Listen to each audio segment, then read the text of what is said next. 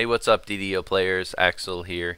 Today I'm going to do a short vlog video going over what I've been doing in game, what I've been doing on my channel, some stuff I'm working on, and I'm also going to go over a little bit of the Temple of Elemental Evil. I'm not going to give any spoilers, so don't worry about that, but I'm going to talk about it a little bit because I've been spending some time in there on Lamania.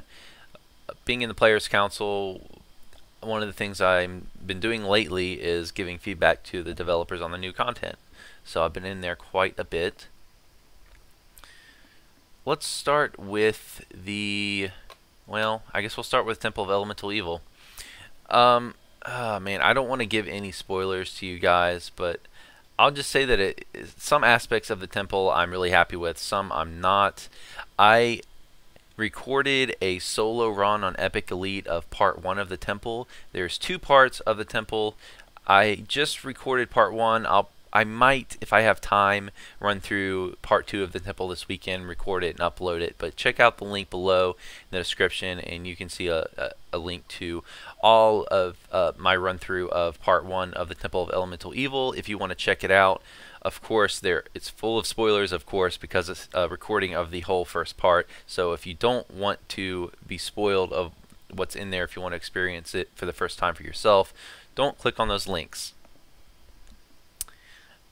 I've been doing a lot of stuff on the channel. I uploaded 2 videos in the past week. One was on the half-work tree.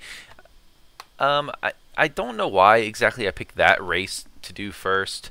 I'm planning to do several race trees and several other class trees. I definitely am going to do human and dwarf. And as far as classes, I'm going to do Pale Master for sure. Maybe Archmage. We'll see. Possibly Divine Disciple, but probably not Divine Disciple anytime soon. And possibly Kensei, if I can. Although there's a pass coming for Fighter. Probably, I don't know when, but not too far off in the future. This isn't Players Council stuff. The developers have mentioned this on the general forums that probably going to look at Fighter sometime in the future. So I might actually put that one off. My other video was on adventure packs. Hope you guys had a chance to check that out. I was happy to do that one. As actually a topic I've been thinking about doing for a while. A lot of new players have no idea what to buy when it comes to adventure packs, and I was asked recently by someone who watches my videos to do a video on that particular topic, and it was at a good time because I had been thinking about doing that anyways. So I hope that you guys were able to check that out, and I hope it helped you if you are one of those new players who is looking for packs to buy. As far as my characters on the live servers in the real game, I recently ETR'd my character. The gameplay you're watching is me soloing some of the low-level epic stuff on on Epic Elite. One other thing I wanted to point out with my channel before I get into my character too much is I'm also going to probably my next video is probably going to be a video on Lamania, how to download Lamania, what you can do in Lamania. I actually have not used Lamania until this month. In the 7 years I've been playing DDO, I've never bothered to go on the preview server. The only reason I did this time is because I'm in the Players Council and I wanted to give some feedback on the new stuff. But I'd never been there before, and I was shocked at all the stuff you can do on Lamania. It's obviously full of spoilers. If you don't like that, you might want to avoid Lamania. But even if you don't want to play the new content, Lamania is just full of. Basically, if you don't know this, you can level up your character to 28 just by talking to an NPC. You can test out builds. You can do all kinds of stuff. So I'm definitely going to do a video on Lamania when I get around to it. Hopefully next week sometime, but I'll see. And back to my character. I did end up ETRing my character. I think it was about a week and a half ago. So he's up to about 23 now. I was going back and forth about which past life to take. I'm now halfway towards Epic Completionist. I have 3 Martial past lives, 2 Divine past lives, and I was trying to decide if I want to take the 3rd Divine past life for another +1 to saves, or if I wanted to take Colors of the Queen from Primal. I decided to go with Colors of the Queen because honestly I wanted to experiment with it. I haven't seen a whole lot of difference with it. It's like a 7% chance for a random effect. It's probably awesome on a Shirardi caster, but on a melee, I honestly haven't even noticed it. I'll probably go ahead and take another 2 tiers of that for my next past lives, just because I want to get the DPS first. The saves right now are not very important. There's just the content that's available. I'm able to get my saves up high enough for me, so hopefully I'll need that extra saves for the Shavareth content and the Epic Veil content whenever it comes out. Hoping for some really challenging stuff in the future. I hope the developers give it to us. What else? I kind of shelved my wizard. If you watched my other vlog videos, you'd see me playing him a bit.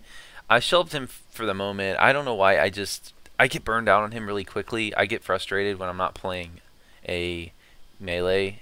I hate micromanaging spell points, and I do enjoy my wizard. It's just more of a mood thing. I have to be in the mood to play that character, but most of the time I just want to play my battle cleric. Another thing I did on Lamania was I ran through the temple with several other members of the Players Council and some of the developers as well, just to give some more detailed feedback. If you don't know much about the Players Council, most of the communication is done through a forum, and often it was kind of cool to actually talk to the developers through voice chat. Most of the times these developers are just faceless people that are on the forums. It was nice to actually talk to people. I really wish I could talk more about what I've been doing in the Players Council, but because of the non-disclosure agreement, I can't say anything more. I really wish I could. There's a lot of interesting discussions going on, but I just cannot say anything. I'm not allowed. Sorry. One thing I can talk about, because it's public, is the new Myserious Remnants rewards.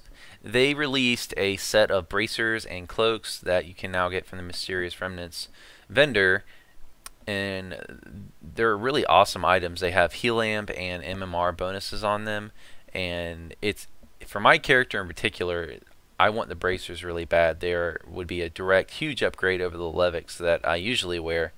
They have more heal amp than Levics, and they have MMR bonuses on them, and they have augment slots on them.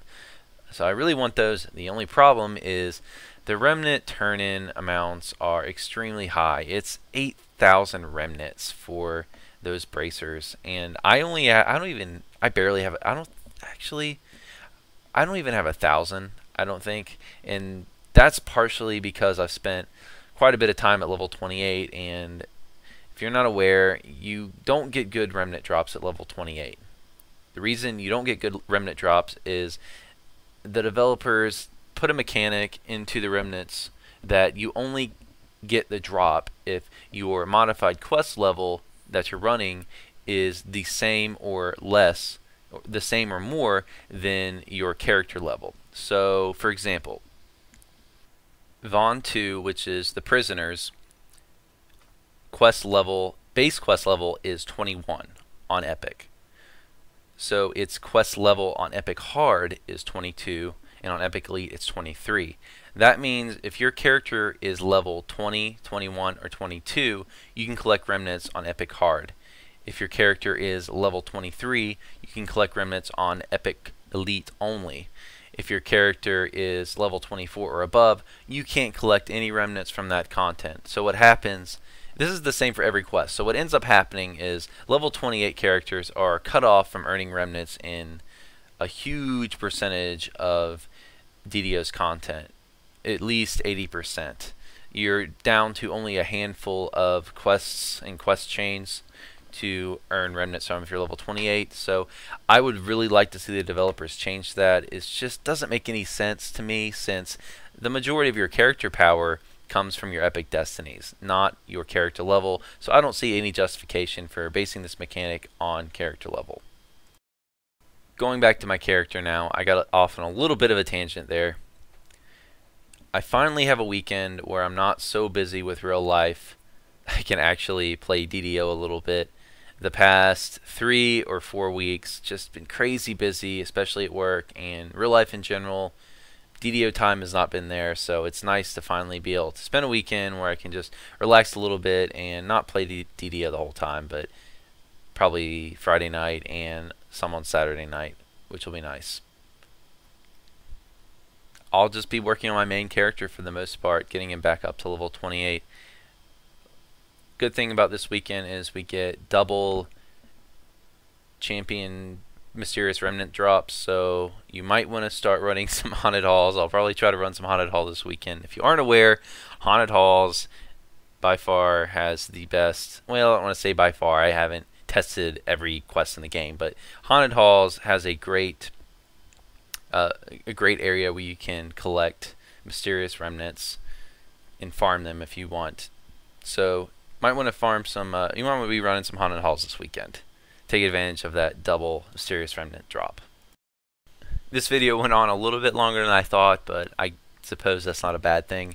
Guys, please comment and let me know if you're enjoying these videos or not. I'm trying to feel this series out and see if it's something people are interested in hearing about. If they are, then I would be happy to keep doing it. If not, I might not. So please let me know, and like always, if you have any other video ideas for me or anything you'd like to see, comment and let me know too. I hope you enjoyed the video. If you did, please subscribe and tell your DDO friends and guildies about my channel. Thanks for watching.